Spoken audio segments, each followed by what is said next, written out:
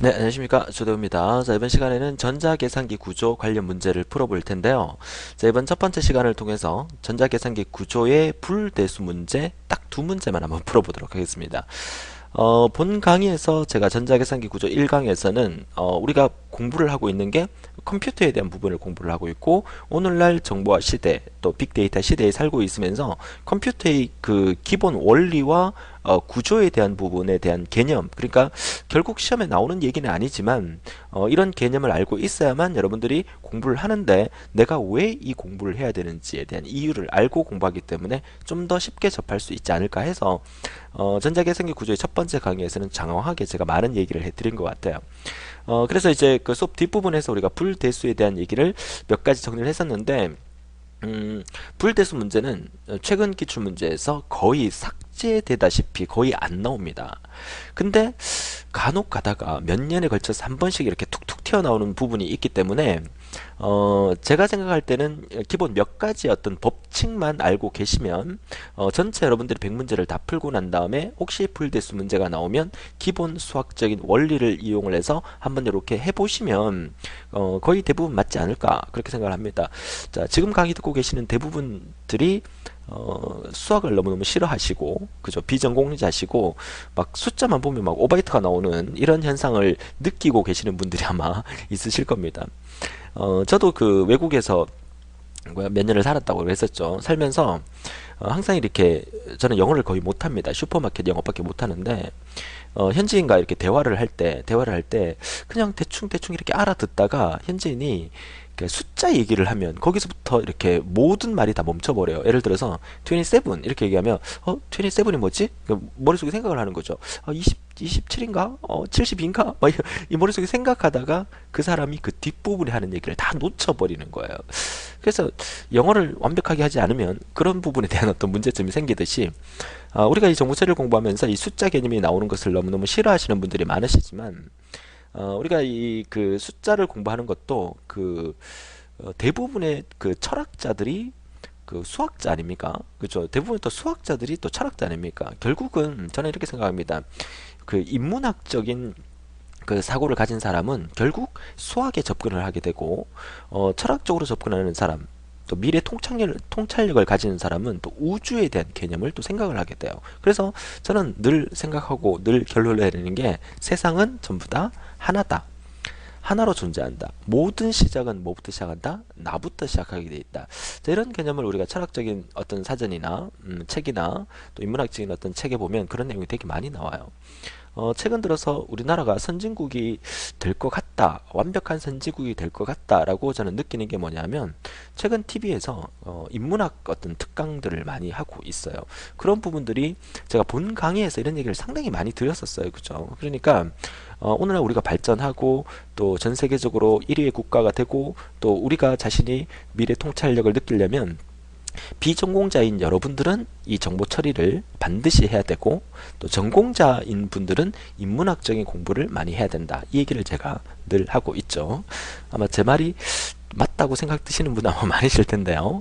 자, 좋아요. 자, 불대수 관련된 문제를 풀어볼 텐데 수학적인 개념이라고 해서 어려워하지 마시고 어차피 우리가 필기를 합격하고 실기를 공부하실 때 어플리케이션 개발 및 설계에서 수학적인 개념이 상당히 좀 많이 들어갑니다. 물론 제가 아주 쉽게 재밌게 설명을 드릴 거지만 부담을 갖지 말라는 얘기입니다. 그렇죠? 그러니까 일단 듣고 나면 아 그렇구나 재밌구나 라고 생각이 들기 때문에 부담 갖지 말고 강의를 들어달라는 거 부탁을 드리고요. 딱 두 문제지만 같이 한번 풀어보도록 하죠. 자, 불대수 중에서 옳지 않은 것은 그렇습니다. 교재. 옳지 않은 거, 일단 정답은 4번이에요. 4번. 자, 얘가 틀렸다는 얘기입니다. 그죠? 그러면 맞는 거는 왜 맞는지, 틀린 거는 왜 틀렸는지, 뭐 이번 시간 뭐 짧은 두 문제니까 다 한번 해보도록 하죠. 가본 문제 같은 경우에는, 자, 밑에서 제가 따로 쓰면, 자, A 플러스, A 바 B가 되잖아요. 그죠? 그럼 얘를 분배 법칙을 이렇게 보는 거예요. 분배 법칙을. 분배 법칙을 해서 다시 쓰면, A 플러스 A 바가 될 거고요. 자, 이렇게 갈로로 묶어주면 되겠죠. 그 다음에 곱하기가 나오고 A 플러스 B가 되겠죠. A 플러스 B 이렇게 됩니다.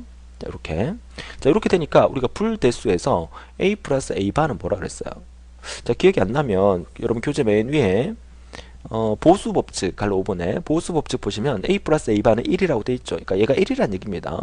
결국 1 곱하기 얘니까 얘는 정답이 뭐가 되는 거야? a 플러스 b만 나온다는 얘기죠. 맞는 말이란 얘기죠. 그죠? 그 다음에 나 한번 볼까요?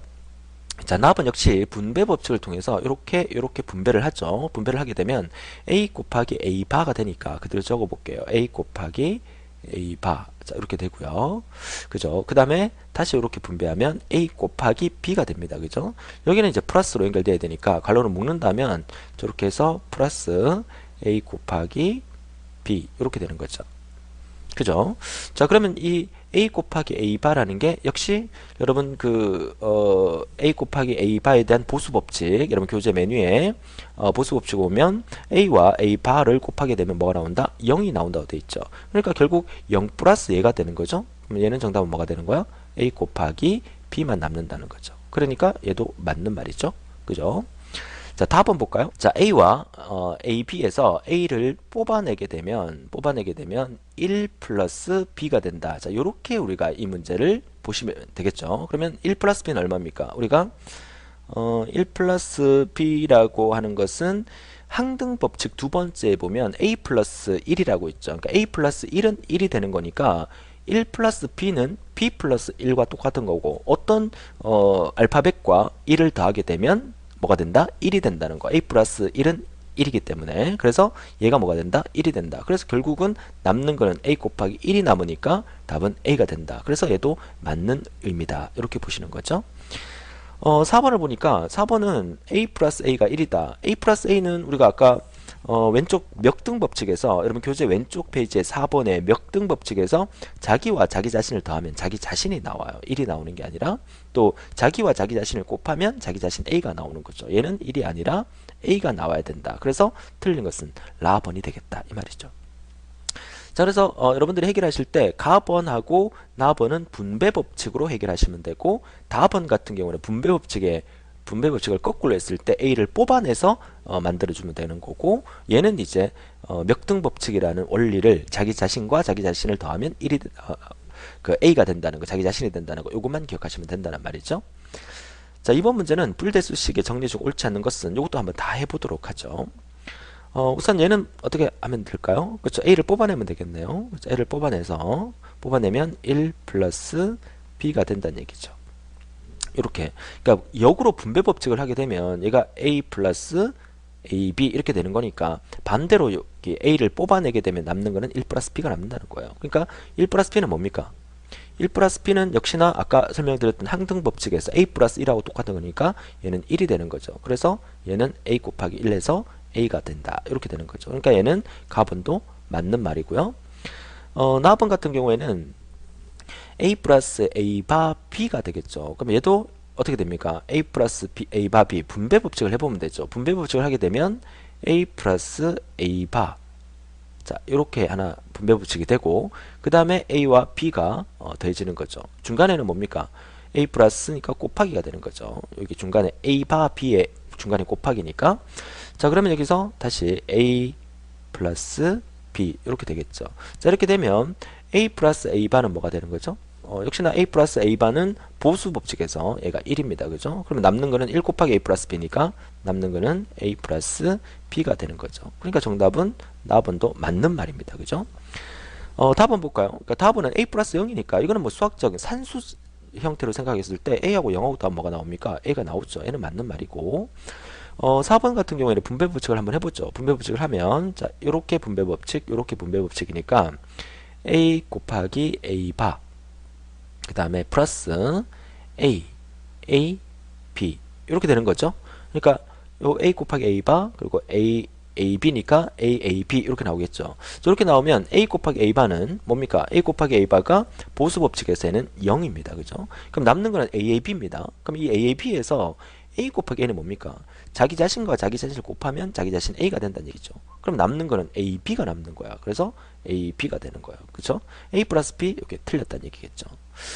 자, 우리는 지금 공부하고 있는 이게 불대수를 하고 있는 건데 결국은 아주 긴 수식을 짧게 만드는 거잖아요. 그러니까 여기 있는 만약에 이 A와 B가 하나의 회로라고 생각해 보세요. 전자회로. 그러면 여러분들 컴퓨터 속에 이 전자회로가 예를 들어서 이렇게 A라는 전자회로, A바라는 전자회로, 또 A라는 전자회로, B라는 전자회로 이렇게 있는 상황을 그대로 쓰게 되면 전자회로가 하나, 둘, 셋, 넷, 네 개의 정도의 전자회로가 쓰이는 거지만 이걸 축약해서 딱 하니까 A, B만 있으면 되더란 얘기예요. 그러니까 네 개의 전자회로를 쓸 것을 두 개의 전자회로만 써도 똑같은 기능을 만들어 주기 때문에 그래서 컴퓨터에서 불대수의 원리가 필요로 하다는 거예요. 제가 만약에 출제위원이라면 이런 문제를 한번 내고 싶어요. 불대수 이거 계산하는 거 사실 기계들이 다 계산하는 거기 때문에 우리가 이렇게 막 계산할 필요는 사실 없거든요. 우리가 사적 연산에 더하기 빼기 곱하기 나누기를 우리가 전자계산기를 통해서 두드려서 계산할 수 있기 때문에 우리가 더하기 빼기 곱하기 나누기를 물론 우리가 초등학교 때 구구단을 외우고 그런 것들을 해야 이제 사고력이 발전하고 이제 두뇌가 발전하기 때문에 해야 되는 거지만 실제로 우리가 사회생활을 하면서 기계를 개발하면서 이런 것들은 우리가 하는 일이 아니에요. 기계가 다 해주는 거예요. 그렇죠? 그렇다면 이런 부분들이 우리가 축약을 시켜서 전자회로를 줄일 수 있다면 좀 더 작은 크기에 똑같은 성능을 가진 건데 좀 더 작은 크기의 뭔가를 만들 수 있기 때문에 왜 불대수가 전자계산기 구조에서 필요로 합니까? 이런 문제를 제가 내보고 싶다는 거죠. 그럼 그 원리는 뭐다?